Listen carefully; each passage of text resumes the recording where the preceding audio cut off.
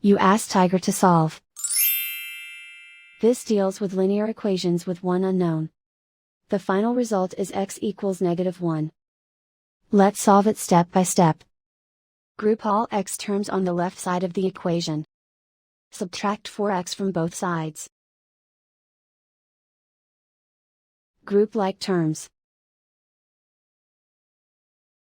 Simplify the arithmetic. Group like terms.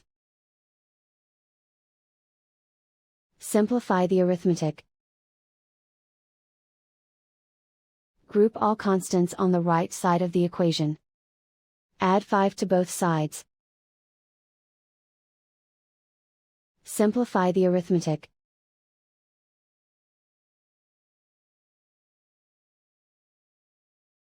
Isolate the x. Divide both sides by 5. Simplify the fraction.